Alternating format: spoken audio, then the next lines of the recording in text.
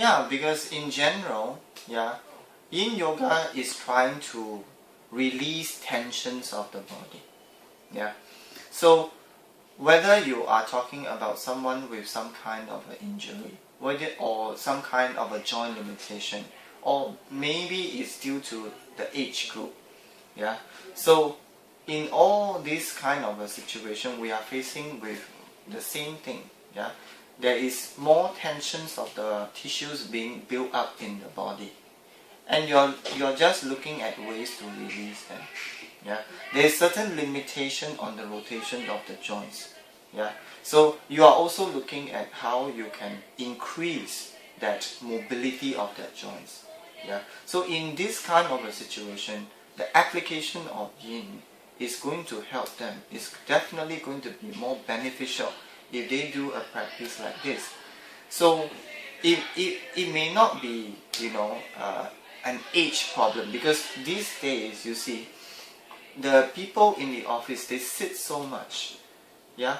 Even students, yeah, so they are spending so much time in front of computer and things like that. So they might be worse off than someone, that is in their golden age, maybe in the 50s or over 50s. They are worse off than these people who are active. Yeah, because they are not even, creating movement for themselves to release the tensions. Yeah. So when we look at the issues of tensions, it is not just about an age group issue.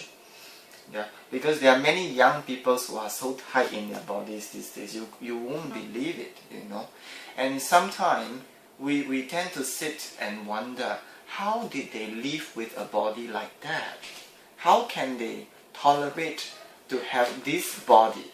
We just wonder, because as a practitioner for a long time, we understand having a body of freedom for movement. We understand that. Physically as well as mentally. That means intellectually we understood, but physically we have an experience on this freedom of the body. But then for someone that does not have this experience, then it is some kind of an imagination for them to have it, Like intellectually they understood, but then in their physical dimension they never experience it. Yeah. So then it is very difficult for them to really feel this liberation from their own body. Yeah. So if you really want to experience this, then I really encourage people to take a look at yin as a practice to start. It is easy to start, slow to start, yeah, with very slow pacing, and you are actually just request to relax in the pose and focus on the breathing. Yeah. So this is important in any yoga practice, because when we are trying to go into more and more complex asana, when we are trying to go into more and more complex sequencing, yeah, like more requirement of the movements of the body, yeah, maybe at a fastest pace in your practice over time, then how are you going to do all this complex movement, yeah, that requires so much of your physical body tissue with a sense of relaxation? Because we see so many people trying to go into very complex poses, yeah, biting their teeth, yeah, tongue tight, struggling, yeah. So without that sense of liberation, without that sense of freedom, yeah, in their movement, yeah. So even though you're trying to force yourself to go into this kind of movement, there isn't that ease of your movement, the grace of the movement. There isn't also that relaxation in these movement. Yeah. So one of the things that we have to first start to learn about going into asana practice, whether is it a simple pose or a complex pose, yeah, the quality of the mind should be the same. Yeah, the quality of the mind. That means you are moving with ease. you're moving with grace. You're also moving with certain sense of relaxation of your physical body.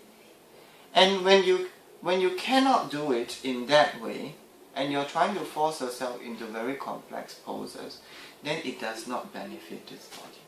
It does not benefit. So, for me, it's better for someone to start by learning about how to relax in your physical movement. Yeah. When you really practice in this way, and you are eventually able to integrate this quality of relaxation into more dynamic forms of yoga later on, then the ability to stay consistent, yeah, whether in a yin way or in a yang way, that it will be seamless eventually for you. Yeah, because you have cultivated that sense of patience in your own body. You have cultivated that sense of ease of movement. Yeah, you also have cultivated that relaxation in your movement. So eventually this quality, whether you are performing in a yin poses or in more highly dynamic poses, it stays with you. It stays with you. So this is very important. Yeah, it's more difficult for us to start off trying to cultivate this kind of quality in, let's say, for example, a power vinyasa class. Yeah, because you are required to pace it very quickly. Yeah, and then there is very little focus on your breath. Yeah, because you are so stimulated, your breath is short. But in yin, because you're staying in a pose long time and you're staying in a relaxed way, naturally your ability to inhale and exhale becomes deeper. Yeah, so you don't have that hyperventilated situation. Yeah, but when your movement is so fast, right? So even though you're as much as you are trying to stabilize your breath, you cannot, because then you are coming into a more hyperventilated situation of your breathing.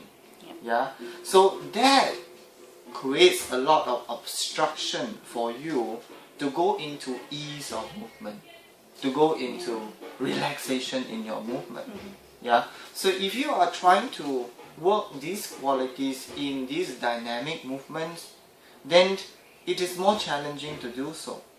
Yeah, but if someone is to start with the opposite, they start with a yin practice, and this is how they build their practice over time, then this quality is already with them.